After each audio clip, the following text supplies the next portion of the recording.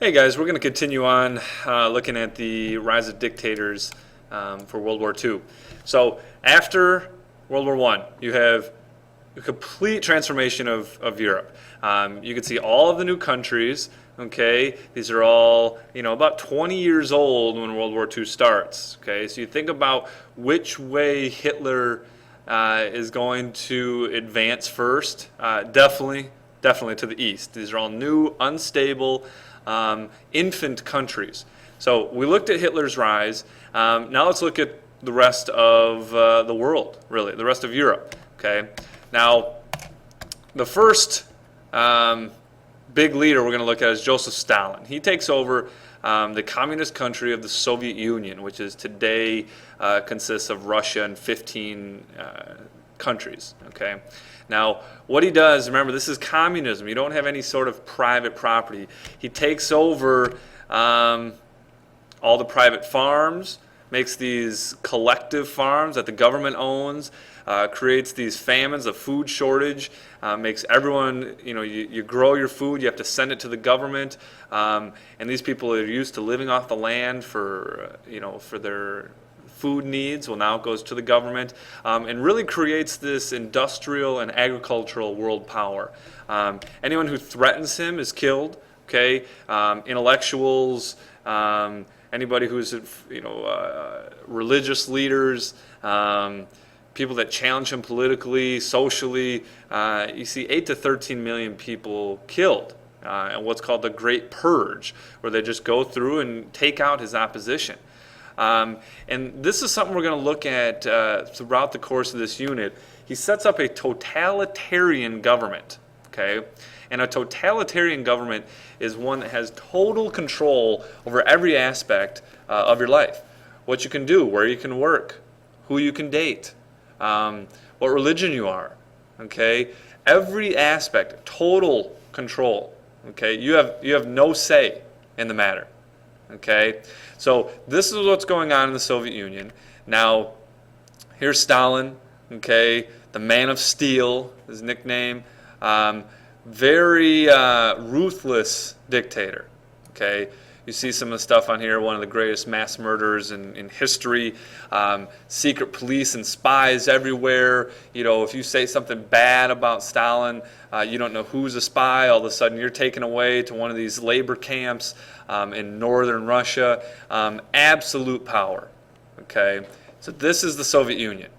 Now, in Italy, okay, Italy has a guy by the name of Benito Mussolini. All right, and if that's not Italian sounding, I don't know what is.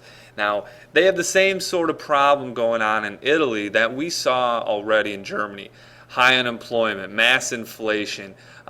People are very upset with the government. Now, Mussolini comes in, okay, promises to fix these issues just like Hitler, okay, warns about the problems of communism, and he's going to set up a totalitarian dictatorship in Italy.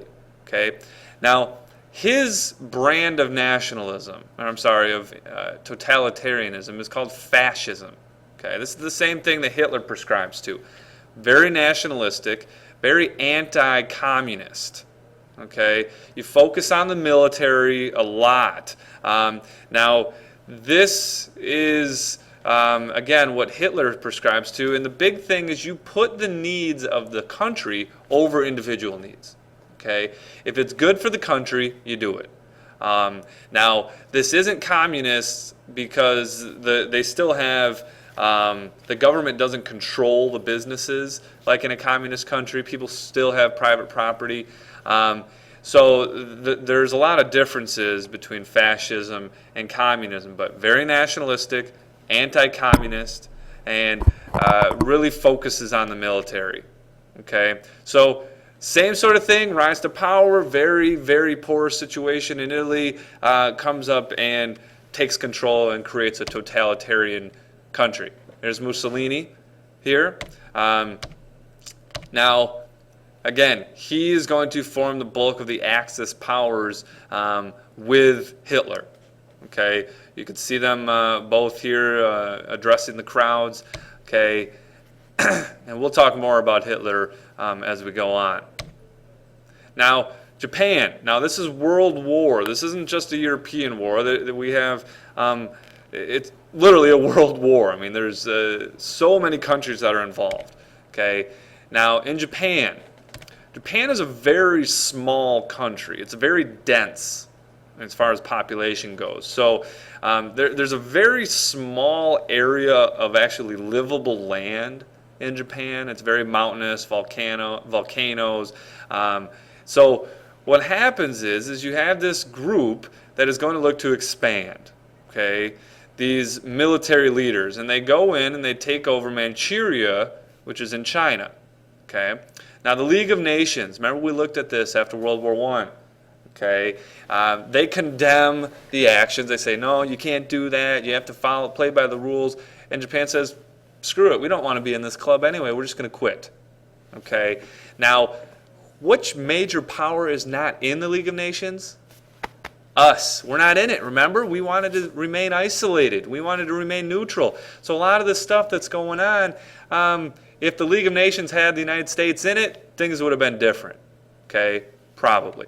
So Japan is seizing territory. This militarist group, this nationalistic military leaders, take control of the Japanese government, and they're going to set up a totalitarian regime in Japan. Okay, now this expansion. All right, now don't worry so much about all the nitpicky details. Hitler, he quits the League of Nations. Germany quits the League of Nations, and he starts his military buildup. Now, we looked at yesterday, they could only have 100,000 men in the military. They couldn't have certain branches in the military. Okay, now it's to the point that he's strong enough, okay, because he was doing this kind of behind the curtains. He quits the League of Nations and starts a full-on military buildup. League of Nations does nothing. Okay. Sends troops into the Rhineland, which we talked about yesterday, this area between France and Germany. League of Nations does nothing.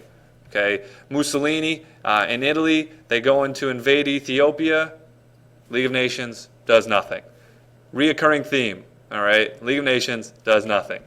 So now we have, and here's the military leader of Japan, Hideki Tojo, which Japan will be very important when we get into this because they're the ones that are going to attack the United States and ultimately bring the United States into World War II.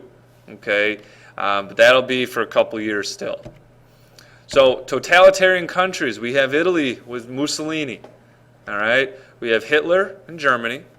We have Stalin in the Soviet Union. And the emperor, Japan's kind of different. They have an emperor who's this god-like figure, and then they have Hideki Tojo, who's the head of the military. But again, totalitarian countries, total control of all aspects of your life. Okay, so you can see all of this area. Here's Japan, very small, and they are just taking over Southeast Asia. Okay, and if this map would continue, Hawaii is not far off. Okay, and we'll get to Pearl Harbor and Japan later on. Okay, now Germany's expansion. Now again, this is going to be very a lot of details. Think about the main concepts here. Okay, now you have Germany here and Austria here. Now this is all new boundaries after the Treaty of Versailles. There's a lot of German-speaking people living in here that actually want to be part of Germany. Okay, so German troops under the order of Hitler go in, march into Austria unopposed, and take over Austria. Say, you are now part of this German empire. Okay, the rest of the world does nothing. We say, you know what? They want to be part of Austria. They want to be part of Germany. Let's just let them. It's not worth going to war. Okay, so now he has Austria.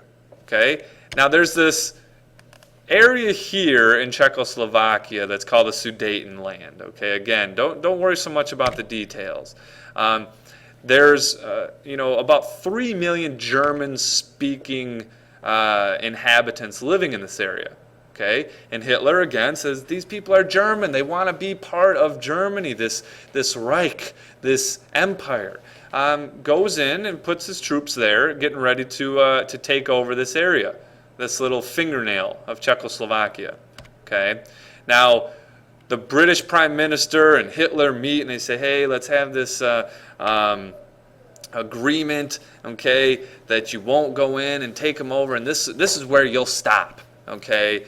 And Hitler says, okay, I'll sign this agreement, this Munich agreement, and he just signs over this area of Czechoslovakia to Germany. Britain signs over part of Czechoslovakia to Germany. Hopefully you see what's wrong with this picture. Okay. Now what they're doing is called appeasement. All right, where it's kind of like the story if you give a mouse a cookie. Okay, if you give a mouse a cookie, he wants a glass of milk. If he wants a glass of milk, then he wants this, and he wants this, and he wants this, until, boom, okay, he has your whole house. Okay, now a lot of these things, they may seem small. Okay, they may seem small, like it's not worth going to war over that little area, but he's just building up power until he's too powerful to stop. Okay, you know how it goes with teachers, your parents, and you kind of just push the boundaries, and you push the boundaries, and your teachers maybe let you get away with it, and you let you get away with it until it gets kind of a big problem. Well, Hitler's pushing the boundaries. Okay, he's not totally going into it, and it's not really worth going to war over. And we just let it happen and let it happen until it's too big to stop. Okay, so now all this is taken over by Germany. Okay, and they didn't have to kill anybody. They just took it over. I mean, they're just unopposed. All right, now the next up, they go in and they take the rest of Czechoslovakia. They had the little bit, now they take the rest of it. Okay, so now they have Austria, they have Czechoslovakia. They didn't have to kill anybody. All right, now he looks on to Poland. Okay, so here's Poland. All right, and again, there's German-speaking people living there, and he says these Germans are being mistreated. We have to come in and save these German people. And what he does is most people think there's no way that he would do this. Okay, there's no way he would go into Poland, because if you're looking at the map, if he gets into Poland, who is that going to make mad? The huge sleeping bear of the Soviet Union. They said there's no way he's going to go in there, because then he's going to have to mess with them.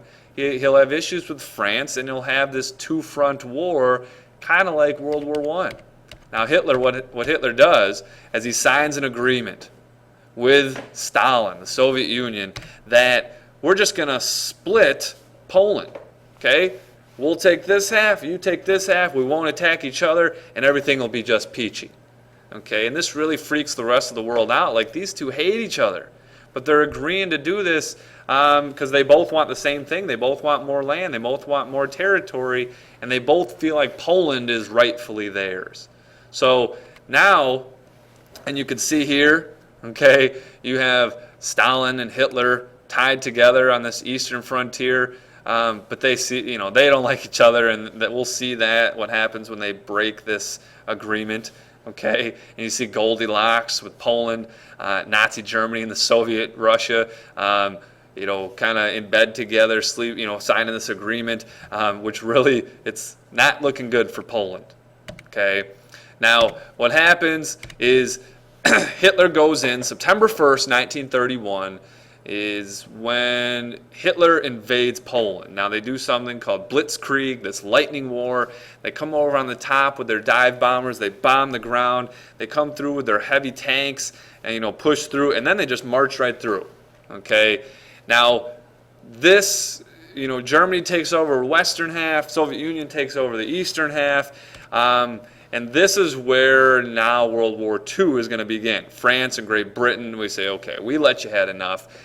But by now, they have like half of Western Europe, okay? And they declare war on Germany.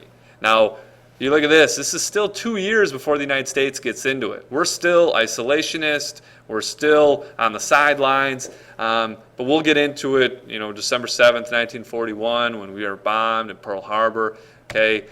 You look at how overwhelming these forces are. You have the German tanks, and the Polish still had cavalry units, horseback.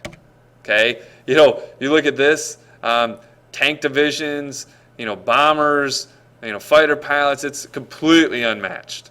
All right. So again, Germany's taken over little. Nobody does anything until it's too big of a problem, and now they're too big to stop. Okay, and this is called appeasement. We're just letting them do what they want to do. And we'll look at how the United States responds to this next.